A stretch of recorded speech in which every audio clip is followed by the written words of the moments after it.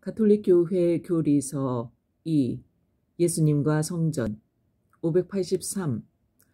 예수님께서는 당신보다 앞서 왔던 예언자들과 같이 예루살렘 성전에 대해 최상의 경의를 표하셨다. 태어나신 지 40일 만에 요셉과 마리아는 그분을 성전에서 봉헌하였다. 12살이 되셨을 때에 예수님께서는 당신이 성부의 일을 수행해야 한다는 것을 양친에게 일깨우시고자 성전에 남아있기로 결정하신다. 나자렛 생활 동안 해마다 적어도 파스카 축제 때에는 성전에 올라가셨으며 공생활 동안에도 유다인들의 큰 명절에는 주기적으로 예루살렘을 순례하셨다. 584. 예수님께서는 하느님을 만나는 특별한 장소로서 성전에 올라가셨다. 예수님께서는 성전이 당신 아버지의 거처이며 기도하는 집이다. 그래서 성전 앞들을 장사하는 곳으로 만든 것에 분개하신다. 성전에서 장사꾼들을 쫓아내신 것은 당신 아버지에 대한 열정적 사랑 때문이다. 예수님께서는 내 아버지의 집을 장사하는 집으로 만들지 마라 하고 이르셨다. 그러자 제자들은 당신 집에 대한 열정이 저를 집어삼킬 것입니다 라고 성경에 기록된 말씀이 생각났다. 예수님께서 부활하신 뒤에 사도들도 경건한 마음으로 성전을 계속 존중하였다. 585.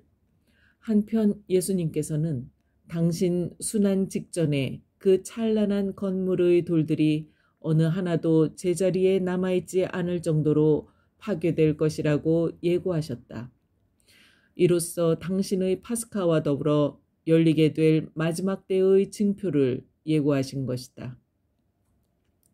그러나 이 예언은 그분께서 대사제의 집에서 신문을 당하실 때 거짓 증인들이 왜곡하여 고발하였고 십자가에 못 박히셨을 때 이 말은 조롱이 되어 예수님께 되돌아왔다. 586.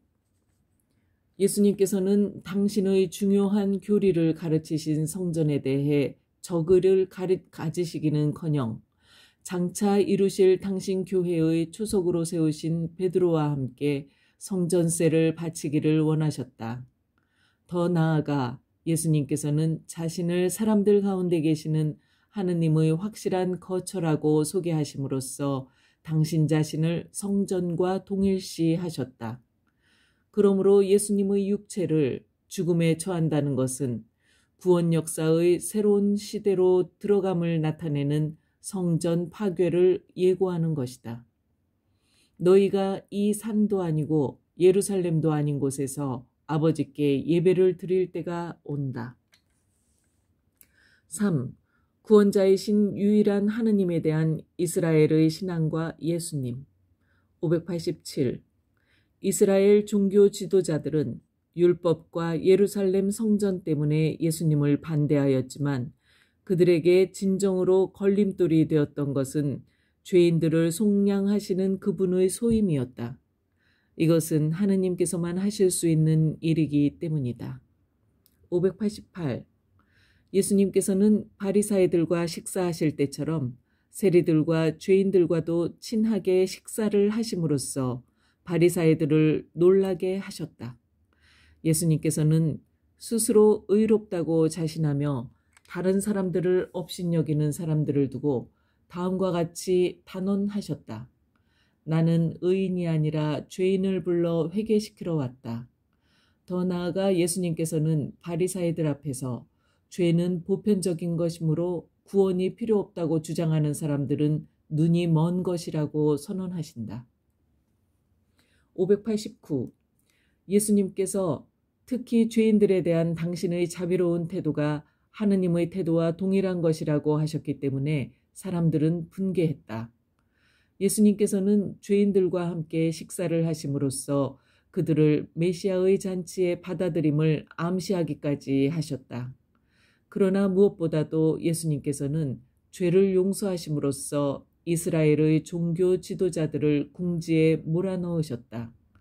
그들이 놀라서 하느님 한 분 외에 누가 죄를 용서할 수 있단 말인가 하고 말한 것은 옳은 말이 아니었던가. 예수님께서는 죄를 용서하셨으니 이는 인간으로서 하느님과 동등하다고 주장하여 하느님을 모독한 것이거나 그게 아니라면 그 말씀은 진실이며 그분의 인격은 하느님 이름을 드러내고 계시하는 것이 된다. 590. 예수님께서는 하느님이시기에 나와 함께하지 않는 자는 나를 반대하는 자다 라고 하는 절대적 요구를 정당화하실 수 있으며 당신을 요나보다 더 크고 솔로몬보다 더 큰 이이고 성전보다 더 큰 이라고 말씀하실 때에도 다윗이 당신을 그의 주님 메시아라고 불렀다는 것을 상기시키실 때에도 나는 아브라함이 태어나기 전부터 있었다 하고 단언하실 때에도 그리고 아버지와 나는 하나다 하고 말씀하실 때에도 모두 그러하다. 591. 예수님께서는 당신이 행하시는 아버지의 일을 보고 당신을 믿으라고 예루살렘의 종교 지도자들에게 요구하셨다. 그러나 이러한 신앙 행위는 하느님 은총의 인도로 위로부터 태어나기 위하여 자기 자신에게 죽는 신비로운 죽음을 거쳐야 했다. 이토록 놀라운 약속의 성취에 직면하여 회개하라고 하는 이러한 요구는 의회 법정이 예수님을 신성 모독죄로 사형에 처해 마땅하다고 판단한 비극적 오해를 이해할 수 있게 해준다. 의회 의원들이 이렇게 한 것은 무지한 탓이기도 했고 또 완전한 불신 때문이기도 했다. 간추림. 592. 예수님께서는 시나이산의 율법을 폐지하신 것이 아니라 성취하셨다. 그 궁극적 의미를 밝혀주시고 율법을 어긴 죄들을 속량하시어 율법을 완전히 성취하신 것이다. 593. 예수님께서는 유다인들의 순례 명절마다 성전에 올라가심으로써 성전을 존중하셨고 사람들 가운데 계시는 하느님의 이 거처를 열렬히 사랑하셨다.